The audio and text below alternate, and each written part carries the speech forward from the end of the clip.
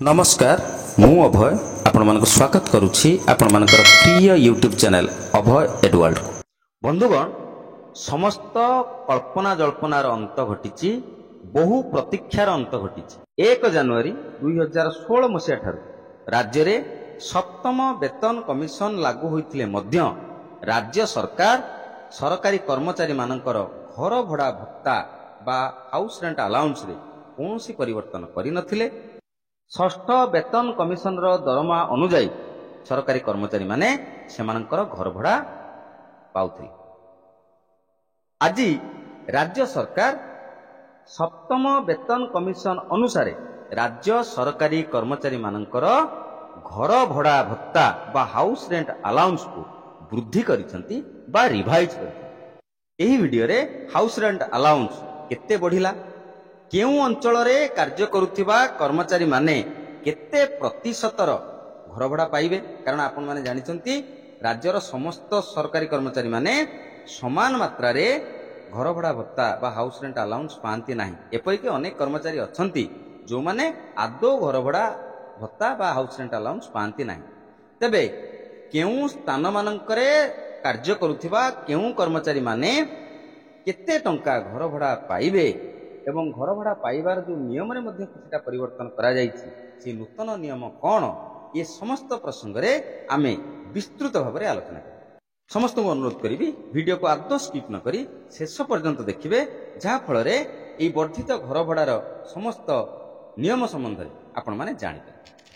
जेमिति कि आपण माने स्क्रीन ले देखि पारुछंती, government of Odisha finance department 14 March 2024 रे जो ऑफिस मेमोरेंडम प्रकाश करिसंती, जहार सब्जेक्ट रहिछि revision in the rate of house rent allowance. मार्च मास 14 तारिख रे ओडिशा सरकारंकर अर्थ विभाग तरफरु ऑफिस मेमोरेंडम प्रकाशित होईछि। तेबे ई जो घर भड़ा भत्ता दिया जिवो बा हाउस रेंट अलाउंस दिया जिवो कर्मचारी माननकु एटाकू 4 श्रेणी रे विभक्त करा जायछि। प्रथम श्रेणी रो जो घर भड़ा पाइबे सेमाने हेले जेउ सरकारी कर्मचारी माने भुवनेश्वर, ब्रह्मपुर, कटक, राउरकेला एवं संबलपुर महानगर निगम अंचल रे कार्यरत अछंती, कार्य करूछंती। सेमाने 16% ऑफ बेसिक पे, सेमानक बेसिक पे रो 16% हार रे हाउस रेंट अलाउंस पाइबे। द्वितीय वर्गटी रहिला बलांगीर, बालेश्वर, बरगड़, भद्रक, भवानीपाटना, बड़बिल, ढेंकानाल, झारसुगुड़ा, केउंझर, बारिपदा, पुरी, रायगड़ा, राजगांगपुर, ब्रजराजनगर, पारादीप, जयपुर, जटनी एवं सुनाबेड़ा एही अंचल गुड़िक जेउ गुड़िक जिला सदर महकुमा, डिस्ट्रिक्ट हेडक्वार्टर किंबा म्युनिसिपालिटी एरिया, एही अंचल रे जेउ सरकारी कर्मचारी माने कार्य करूछंती सेमाने सेमानकर बेसिक पे रो 12% हिसाब रे हाउस रेंट अलाउंस पाइबे। तृतीय कैटेगरी रहिला अनुगुड़, तालचेर, टिटलागढ़, जलेश्वर, सोर, वासुदेवपुर, चौद्वार, देवगढ़, पारलाखेमुंडी, हिंजलीकाटू, जगतसिंहपुर, जाजपुर, व्यासनगर, बेलपहाड़, केन्द्रापड़ा, पटामुंडाई, आनंदपुर, जोड़ा, खोर्धा, कोरापुट, मालकानगिरी, रायरंगपुर, नयागढ़, नवरंगपुर, उमरकोट, फुलवाणी, गुणपुर, सोनपुर, वीरमित्रपुर, सुंदरगढ़, नुआपड़ा एवं बौद्ध यही जो गुड़िक रहिला डिस्ट्रिक्ट हेडक्वार्टर एवं म्युनिसिपालिटी एरिया, यही अंचल रे जो सरकारी कर्मचारी माने कार्य करूछंती सेमाने सेमानकर बेसिक पे रो 8% हार रे हाउस रेंट अलाउंस पाइबे। एवं चतुर्थ कैटेगरी रहिला इन अदर एरियाज, अन्य समस्त अंचल। एई जो प्रथम कैटेगरी, द्वितीय कैटेगरी एवं तृतीय कैटेगरी जो स्थान मानकर कथा आमे कहिले, सेही स्थान मानक भिन्न ओडिशार अन्य जे कोनोसी स्थान रे जो सरकारी कर्मचारी माने कार्यरत अछंती सेमाने सेमानकर बेसिक पे रो 4% मूल दरमार 4% हार रे हाउस रेंट अलाउंस पाइ। तो आपण बुझी पारुथिबे जेमति कि से टर्म की यूज करा जाय X Y and Z category रो जो सब सहरांचल रहिला, से सहरांचल को 3 भाग कर दिया जायछि। सेही 3 भाग अनुसार प्रथम वर्ग रे जो माने अछंती से माने 16% पाइबे, द्वितीय वर्ग अंचल रे जो माने अछंती 12% पाइबे, तृतीय वर्ग अंचल रे जो माने रहिचंती 8% पाइबे एवं अन्य समस्ते रेस्ट एरिया रे जो माने रहिले से माने 4% ऑफ देयर बेसिक पे हाउस रेंट अलाउंस आकार रे पाइबे। तो एबे जानिबा आपण केते टंका ହାଉସ୍ ରେଣ୍ଟ ଆଲାଉନ୍ସ ଆକାରରେ ପାଇବେ।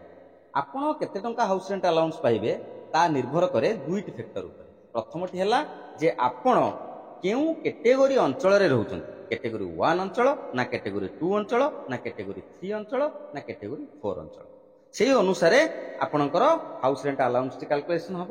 ଏବଂ ଦ୍ୱିତୀୟ ଫ୍ୟାକ୍ଟରଟି ହେଲା ଯେ ଆପଣଙ୍କର ବେସିକ୍ ପେଟି କେତେ। ସବୁବେଳେ ଜାଣିଥାନ୍ତୁ house rent allowance basic pay ଉପରେ କାଲକୁଲେସନ୍ କରାଯାଏ।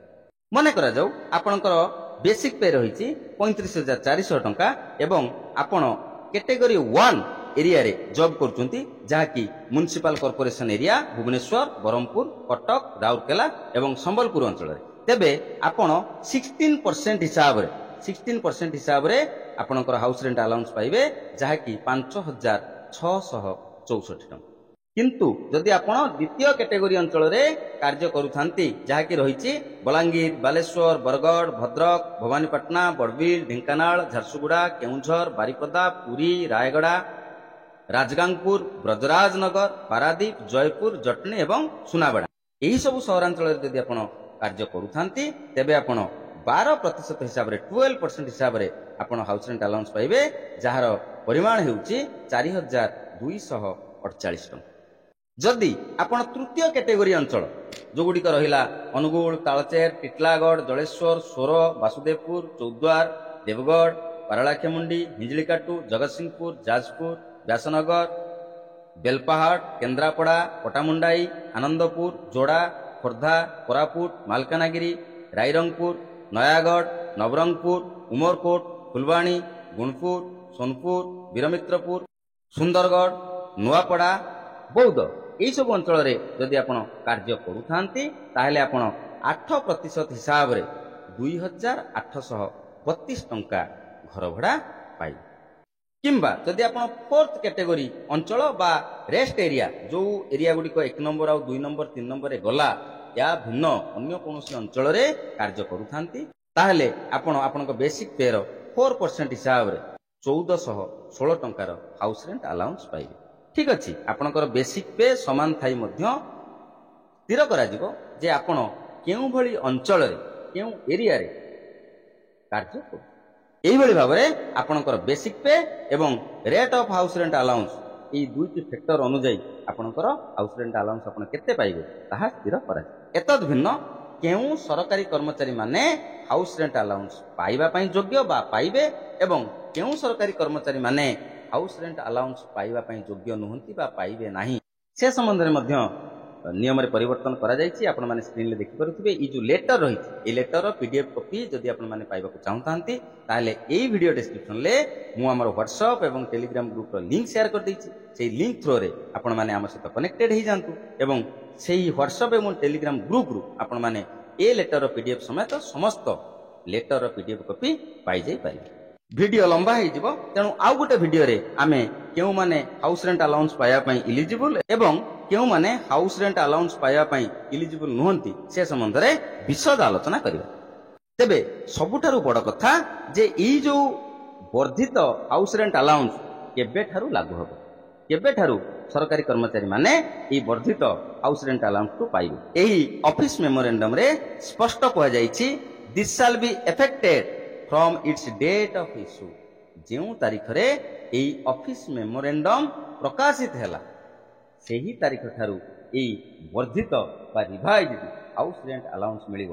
ତ ଏଇ ଯେଉଁ ଅଫିସ୍ ମେମୋରାଣ୍ଡମ୍ ପ୍ରକାଶିତ ହେଲା 14 ମାର୍ଚ୍ଚ 2024, ଅର୍ଥାତ୍ 14 ମାର୍ଚ୍ଚ 2024 ଠାରୁ ସରକାରୀ କର୍ମଚାରୀମାନେ ଏହି ବର୍ଦ୍ଧିତ ହାରରେ ହାଉସ୍ ରେଣ୍ଟ ଆଲାଉନ୍ସ ପାଇବେ। ରାଜ୍ୟ ସରକାର ପୂର୍ବ ସମୟର ହାଉସ୍ ରେଣ୍ଟ ଆଲାଉନ୍ସ ଏରିୟର ଆକାରରେ ଦେବାର କୌଣସି ବ୍ୟବସ୍ଥା କରିନାହାନ୍ତି। ଏହି ଯେଉଁ ବର୍ଦ୍ଧିତ ହାଉସ୍ ରେଣ୍ଟ ଆଲାଉନ୍ସ, ତାହା 14 ମାର୍ଚ୍ଚ 2024 ଠାରୁ ଲାଗୁ ହେବ। ହାଉସ୍ ରେଣ୍ଟ ଆଲାଉନ୍ସ ସମ୍ବନ୍ଧୀୟ ଯଦି କୌଣସି ବି ପ୍ରଶ୍ନ ଆପଣଙ୍କ ମନରେ ଉଙ୍କି ମାରୁଥାଏ, ତେବେ ଆପଣମାନେ କମେଣ୍ଟ ବକ୍ସରେ ଲେଖିଦିଅନ୍ତୁ। ମୁଁ ଯଥାସମ୍ଭବ ଚେଷ୍ଟା କରିବି ଆପଣଙ୍କ ସମସ୍ତ ପ୍ରଶ୍ନର ଉତ୍ତର ରଖିବା ପାଇଁ। ଆଶା କରୁଛି ଭିଡ଼ିଓଟି ନିଶ୍ଚିତ ଭାବରେ ଆପଣମାନଙ୍କ ପାଇଁ ହେଲ୍ପଫୁଲ୍ ହେଇଥିବ। ହୃଦୟ ଗୋଟିଏ ଲାଇକ୍ କରିବେ ଏବଂ ଏ ଭିଡ଼ିଓକୁ ବହୁ ମାତ୍ରାରେ ଅନ୍ୟ ସରକାରୀ କର୍ମଚାରୀମାନଙ୍କ ସହିତ ନିଶ୍ଚିତ ସେୟାର କରିବେ, ଯଦ୍ୱାରା ସେମାନେ ମଧ୍ୟ ଏଇ ଯେଉଁ ହାଉସ୍ ରେଣ୍ଟ ଆଲାଉନ୍ସକୁ ରିଭାଇଜ୍ କରିଦିଆଯାଇଛି ସେ ସମ୍ବନ୍ଧରେ ବିସ୍ତୃତ ସୂଚନା ପାଇପାରିବେ। ବର୍ତ୍ତମାନ ପାଇଁ ଏଇଠି ରହିବା। ଧନ୍ୟବାଦ, ନମସ୍କାର।